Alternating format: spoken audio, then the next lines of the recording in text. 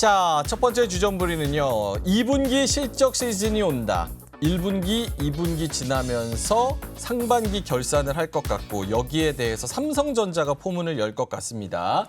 15년 만에 적자냐 혹은 겨우 흑자냐 요거 관련해서도 이야기를 나누고 있고 다른 종목들 그리고 전반적인 코스피 상장사들, 코스닥 상장사들 전반적인 성적이 어떨 거냐 여기에 따라서 또 분위기가 좌지우지 될 것 같고 두 분은 실적 시즌에 대한 기대감이 좀 있는지 일단 OX 한번 들어보도록 하겠습니다. 왜냐하면 실적까지는 뭐 그렇게 크게 기대할 거 없고 개별 종목으로 계속 가고 거기에 이슈 붙을 것이다. 뭐 이런 분들이 계시고 요게 실적 나오면서 전반적으로 그렇게 나쁘진 않았구나. 약간 이런 분위기도 형성될 것 같아서 기대감이 있는지 OX 한번 들어보도록 하겠습니다. 하나, 둘, 셋 들어주시죠.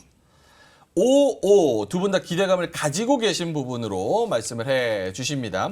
일단은 김태성 이사님부터 이번 주에 수요일, 목요일쯤에 이제 마이크론 실적 나오고 그거 바로미터 삼아서 다음 주에 이제 삼성전자 실적 발표가 됩니다. 요거 어떻게 예측하고 계신지. 저는 뭐 시장에서 생각하는 그 최악보다는 더 맞지 않을까라는 생각이 들어요.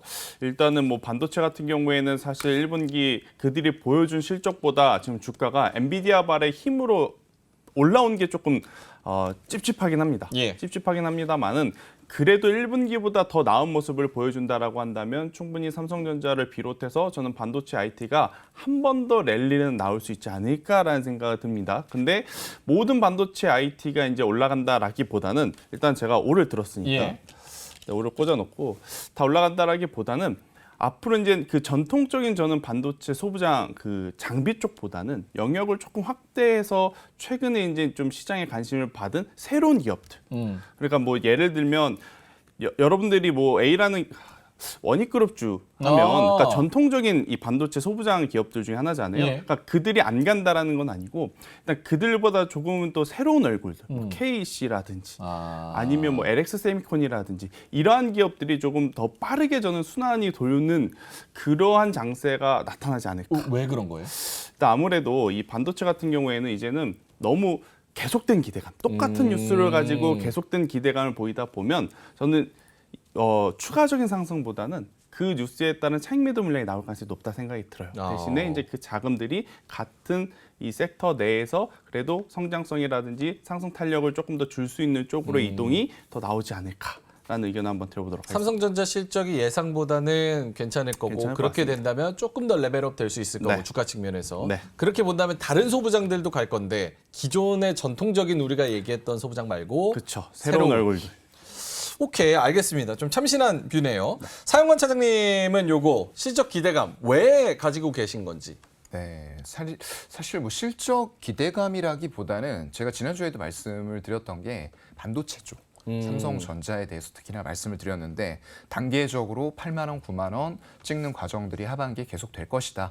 라는 말씀을 드렸었습니다. 이번에도 조금 조정이 사실 있었죠. 근데 크지는 않았어요.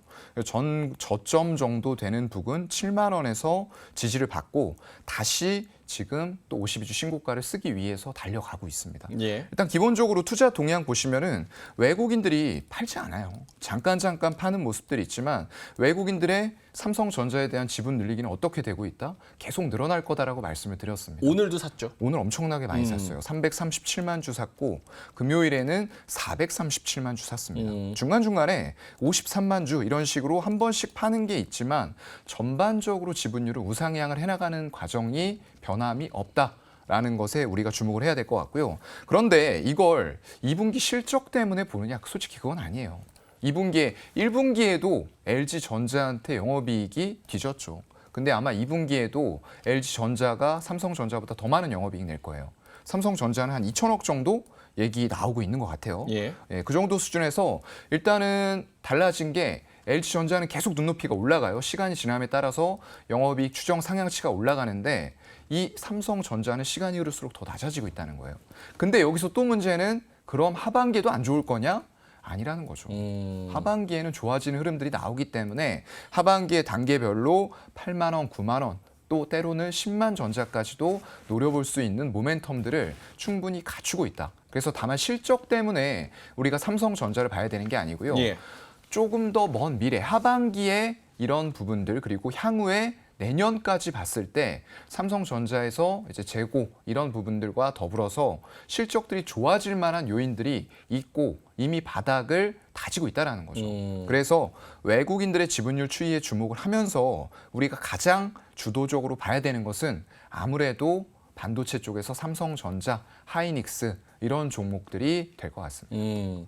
그러면 실적 시즌에 두 분 다 기대감을 가지고 계시면 실적 시즌에 가장 수혜를 받을 수 있는 섹터 요거를 여쭤봐야 될 것 같은데 사연권 차장님은 그대로 그럼 반도체 쪽으로 기대감 가지고 계신 거예요? 실적과는 사실 2분기 실적 보고서 간다고 하면은 그쪽은 아닐 것 같아요. 그렇게 본다고 하면은 여전히 기계 쪽이라던가 조선 쪽 이런 쪽들이 맞을 것 같고요. 네. 다만 전반적인 우리나라 시장에 대한 외국인들의 매수세를 감안한다라고 했을 때는 삼성전자를 보는 게 맞을 것 같습니다. 그러니까 2분기 실적이 마이크론도 굉장히 그 부분이 중요하지만 이번에 2분기에 잘했다 못했다 이게 중요한 게 아니라 그렇죠. 앞으로 가이던스로 우리가 어떻게 보고 있냐라는 뷰가 굉장히 중요할 것 맞아요. 같은데 그 부분으로 봤을 때는 반도체 네. 좀 기대감이 있다. 주가 측면에서도 좀 탄력을 받을 것이다. 네, 가능하다라고 보이고요. 단계별로 이제 우리가 지금 7월 들어가잖아요. 네. 그럼 3분기, 4분기 해서 저는 8만 원, 9만 원, 10만 원까지 가는 과정이 지난주에도 말씀드렸지만 연내로 가능하지 않을까. 네, 그렇게 삼성전자 좀 10만 생각을 원? 해봅니다. 오. 어떤 게 좀 더 빠를까요? 하반기까지 에코프로 100만 원이랑 삼성전자 10만 원이랑 우열을 가리기가 힘드네요. 네. 아니 10만 원 지르셨으면 말 잘해야 될 것 요 같아요. 정도 리스크는 감수하셔야 됩니다. 너무 리스키한데요. 아, 너무 네. 리스키해요? 네. 그럼 삼성전자 하반기 10만 원은 좀 열어두고 보자. 이런 일단은 쪽 9만 원 정도 열어두고 9만 원. 예, 10만 원까지도 가능성은 있다 정도로 말씀을 드리겠습니다. 알겠습니다. 네. 김태성 이사님은 어떠세요? 10만 전자. 아니 너무 좋게만 말씀하지 마시고 10만 전자는 조금 어렵잖아요. 올해는 좀 현실적으로 그래서 어렵죠. 10만 전자 지르셨다가 한 발 빼셨어요. 만 원 빼서 9만 원, 네. 9만 전자 말씀하셨는데. 에코프로가 조금 더 네. 빠르지 근데 않나. 사실 좀 약간 물론 다르지만 엔비디아나 뭐 이런 종목 오르는 거나 아니면 다른 종목들 보면 삼성전자가 물론 지금보다는 조금 더 레벨업이 필요하지 않나? 좀 억울한 측면도 있긴 있어요. 그렇죠. 나아질 수는 있는데 시총이 너무 큽니다. 시총이 지금. 너무 커서 굉장히 큰 돈이 그러니까 동학개미 운동 때처럼 집중적으로 이곳에 몰리지 들어와야 않으면 되는데. 전 조금은 어렵지 않을까라는 생각이 들어요. 오케이, 알겠습니다. 실적 시즌 눈여겨볼 섹터는 반도체, 그리고 눈여겨볼 종목은 삼성전자 하반기까지 한번 보면 좋을 것 같다. 김태성 이사님은 네. 눈여겨볼 섹터랑 눈여겨볼 종목 하나씩만 주신다면요? 일단 저는 좀 생뚱맞다라고 느끼실 수는 있겠습니다만 항공주를 좀 보시는 게 맞지 않을까 생각이 들어요. 항공주? 특히나 LCC, 그러니까 저가 항공주 같은 경우에는 예. 뭐 굉장히 많은 항공사들이 있겠습니다만 지금 이 올해 1분기 기준으로 보면 제주항공, TA항공, 진에어, LCC 항공사들은 모두 흑자 전환에 성공을 했습니다. 전년 동기 대비 폭발적인 상승을 할 수밖에 없는 그러한 상황이다라고 좀 보시면 될 것 같고요. 아무래도 그에 따른 이유들이 있겠죠. 일단 이 환율이 굉장히 우호적이에요. 우리나라 LCC 항공사들은 비행기를 렌탈하거나 리스를 합니다. 그런데 지금 원달러 환율이 조금은 안정화가 되어 있어서 렌탈 리스비가 작년보다 훨씬 더 적게 나가는 상황. 예. 더욱이 또 엔저 현상으로 인해서 과거보다 제주도보다는 일본을 또 여행하시는 분들이 굉장히 많기 때문에 그에 따른 여객 수요가 지금 증가를 하고 있다라는 부분. 그리고 이제 거리 기준으로 본다면 지금 단거리 노선들의 마진율이 장거리 노선들보다 훨씬 더 높다 그래요. 그러니까 키로수 기준으로 티켓 값이 이제 비율이 정해지는데 우리나라에서 미국 가는 것보다 우리나라에서 일본 가는 게 거리는 짧지만 마진율은 굉장히 좋다라고 합니다. 그리고 이제 코로나19 때 많은 LCC 항공사들이 비행기를 반납을 했다고 해요. 근데 그 반납한 비행기를 다시 주문을 하자니 우리나라 항공사만 지금 관광객들이 갑자기 늘어난 게 아닙니다. 미국도 유럽도 각국에 지금 관광객들이 늘어나다 보니까 지금 현재 비행기를 주문한다 하더라도 이 비행기가 오는 데까지 기간이 거의 뭐 6개월, 8개월 정도 이제 걸린다라고 좀 보시면 될 것 같아서 과거보다 적은 비행기 대수로 더 많은 관광객들을 실어 날아야 되다 보니 자연스럽게 티켓 값이 올라가고 또 이제 티켓값이 올라간 만큼 LCC 항공사들의 실적은 저는 충분히 비수기인 2분기에도 또 좋은 모습을 보인다라고 했을 때는 어차피 3분기에는 성수기라서 실적에 대한 기대치를 높여 잡을 수 있거든요. 예. 그래서 충분히 한번 섹터의 크기로든 반도체보다는 워낙 작기 때문에 여러분들이 뭐 비교하시기에는 좀 그렇겠습니다만 그냥 단일 섹터 기준으로 봤을 때 저는 LCC 항공사 충분히 매력적이다라는 의견 한번 드려보도록 하겠습니다. 종목까지 더 좁혀본다면요?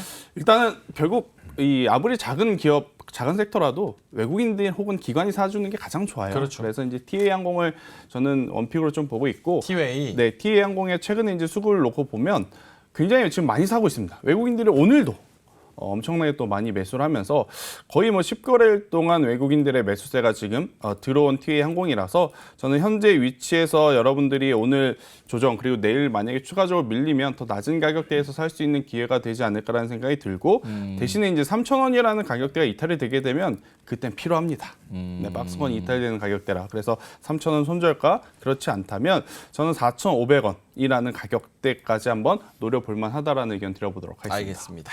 손절가는 3,000원 이탈하면 조금 어렵고 목표가는 4,500원 정도 볼 수 있지 않을까. 알겠습니다. 요거 짧게만 한번 해볼게요.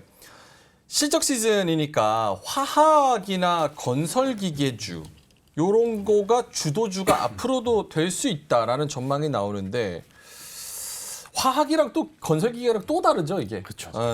오케이. 화학이랑 건설기계가 주도 섹터가 될 것이다. OX 한번 짧게 들어보겠습니다. 하나, 둘, 셋 들어주시죠. 오, 요거는 두 분 다 화학 보고 X 들어주신 거예요? 맞죠? 네, 네. 맞아요. 건설기계는 뭐 잘 되니까. 근데 화학이 오케이. 그러면은 한 분은 화학 말씀해 주시고 한 분은 건설기계 말씀해 주시면 좋을 것 같은데 누가 나 화학 진짜 할 말 많다 하시는 분 계세요? 오히려 많지는 않은데요. 네, 많지는 않은데 그래도 해보겠습니다. 네. 사연권 차장님 화학 왜 X입니까? 글쎄요. 제가 이게 사실 수급이 붙을 때는 롯데케미칼 같은 종목들을 좀 추천을 하기도 했어요. 네. 17만 원 정도에서 해서 이제 올라가는 거 보고 좀 보자라고 했는데 아직까지 중국의 리오프닝과 경기 부양책 이런 것들이 확실하게 뒷받침이 안 되고 있어요. 그렇다 보니까 여기에서 얼마나 빠르게 돌아설까? 라는 부분들을 봤을 때는 예. 이게 주도주가 되기에는 아직도 너무 강한 섹터들, 아까 말씀해 주신 2차 전지, 그리고 반도체 이런 쪽들이 있는 데다가 AI라던가 로봇 같은 테마 죽었을까요? 안 죽었습니다. 저는 오히려 이런 것들이 하반기에 다시 한번 주도주 성격으로 종목별로는 조금 상황은 다르겠지만 예전 고가를 경신할 흐름들이 나오는 종목들도 이쪽에서 나오게 될 것이다 라고 보고 있고요. 화학 쪽은 아무래도 중국 쪽이라는 굉장히 좀 큰 장벽이 아직까지는 예. 완벽하게 거친 게 아니기 때문에 이쪽에서 확인되는 부분들이 좀 데이터상으로 더 나와야지만 이런 어떤 화학이라던가 예. 그리고 해운 쪽 이런 쪽도 같이 움직일 수 있지 않을까라고 보고 있습니다. 결국 우리나라 경기 민감주는 중국을 빼놓고서 설명하기는 굉장히 어렵기 네, 때문에 불가능해요. 네. 중국 경제도 지금 뭐 별로 그렇게 좋지는 않다 그렇죠. 뭐 이런 얘기가 나오고 있기 때문에 화학은 조금 보수적으로 봐야 되지 않을까. 건설기계 같은 경우는 뭐 해외 이슈나 다른 이슈 같은 게 좀 붙으면서 그리고 실제로도 좋으면서 굉장히 잘 가는 것 같아요.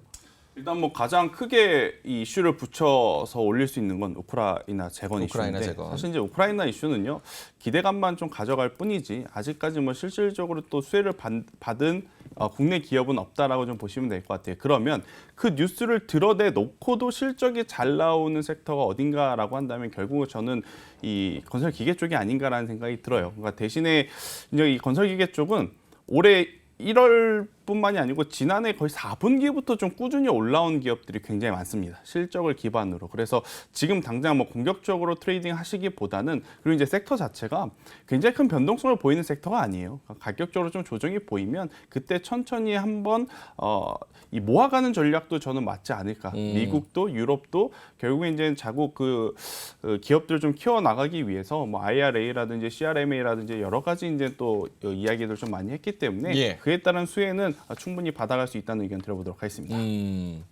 알겠습니다. 실적 시즌 관련해서 여러 가지 섹터들 그리고 종목별로 또 희비가 엇갈릴 것 같습니다. 그래서 이번 주에 마이크론 실적 잘 한번 살펴보시고 이렇게 흘러가겠구나. 삼성전자 다음 주 실적 확인하면서 전략적으로 준비를 해보시면 좋을 것 같습니다. 이로운 경제 채널 EBC